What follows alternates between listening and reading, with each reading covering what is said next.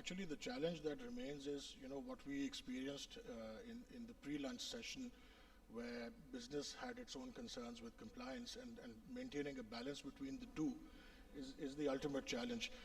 During the tea break, I had a discussion, I don't know if the lady's still here, but the representative from the Securities and Exchange Commission, and one thing that they're working on, which we had suggested through PBA, that there should be a digitized record of companies available at the SECP website, which can be accessed through VPN by banks, and you can have dedicated users, and we can be billed on a monthly basis, just like we are for the ECIB access. And that's something which is in advanced stages, and the SECP is working on it. So hopefully there would be easier work for not just business, but also for ensuring compliance within banks. Moving on to Mubbashir. Basically, when we talk about trade transactions, we've had a lot of discussion early on trade-based money laundering, and people have been talking about it, and we've had recent regulations on the 14th of October from State Bank. How are you conducting non-customer due diligence in your trade transactions, and what are the basic challenges that you're facing? Can you shed some light on that, please? Hasnain, first of all, let me tell you that as a foreign bank, we have a policy in place whereby we discourage dealing with the non-customers.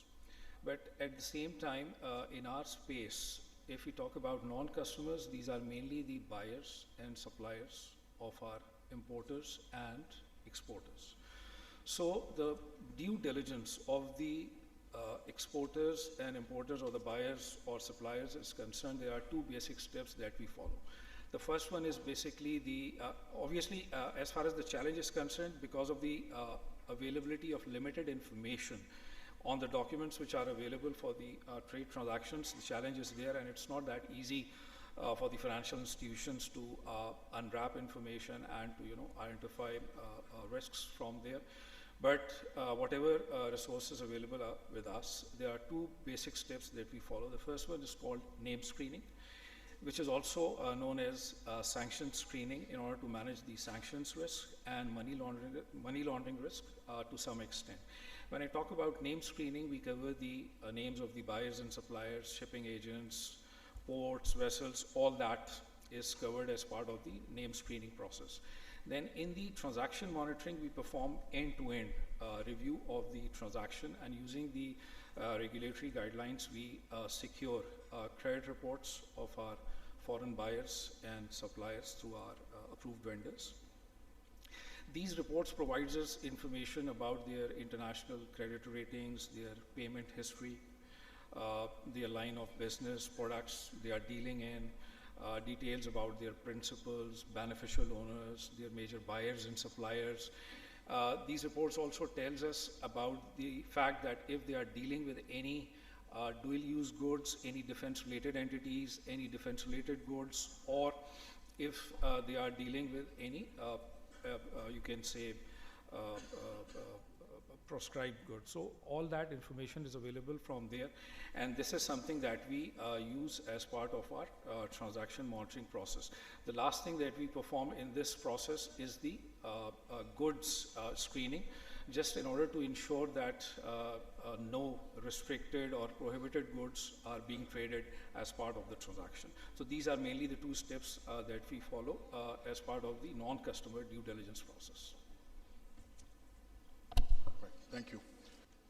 Mubbashir, taking benefit of your franchise in operating globally and working in a lot of jurisdictions, I think Standard Chartered must have had a much higher platform for developing standards on price validation. I mean, we're just continuing with the topic of trade-based money laundering, and we've had discussions earlier on where people also spoke about, measures to assess the reasonableness of price in any trade transaction. So have you adopted a technological solution for this in SCB Pakistan, and what is the international practice here? Because this actually is one of the biggest challenges in terms of trade-based money laundering, right? Okay.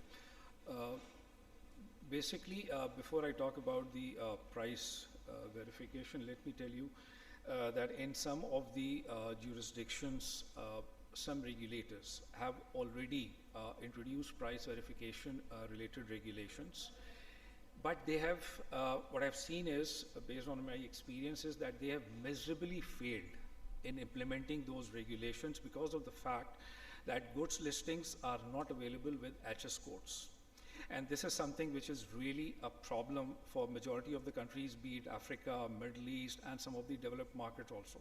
Because we had this discussion with our counterparts in the AME region, in Europe, and they were all of the view that it's really, really difficult for them to, implement such kind of a regulation in those territories. Now, because it's very difficult to identify what kind of goods are available for imports, exports, on what kinds of terms and conditions and what duties. So this is really a challenge. But when it comes to Pakistan, I think we are blessed because we have all the goods listings available with HS codes, which are shared with us as part of import policy orders, export policy orders, customer tariffs being shared with us by the ministries from time to time. Secondly, as part of the obviously TBML guidelines, these are also made mandatory by the regulator to perform price verification pre and post at transaction level. So this is something which I believe we comparatively in a relatively better position or space to manage this risk in Pakistan. As far as Standard Chartered is concerned, at this point in time, obviously we do not have a system in place, but yes, we are working for the one. And hopefully in the next few weeks or months time place, we'll be in a position to have that system. Now, what is going to be the construct of that system? There are 4 to 5 things that we are trying to cover as part of the construct. The first one is obviously the base search, for which we'll be using the HS codes and the product name. Then the complete IPO, EPO, and the UNSC listings will be available in the system to understand what are the allowed goods available for the imports and exports. Then the system will also capture historical data and record of the transactions that has been performed over the last few years. The system will fetch prices from internet, and we will also have some mechanism available in the system whereby the price variation can also be identified. So these are the 4 or 5 factors which we are trying to work with the vendors to come up with a system, and hopefully in the next few weeks or months time period we'll have this solution in place.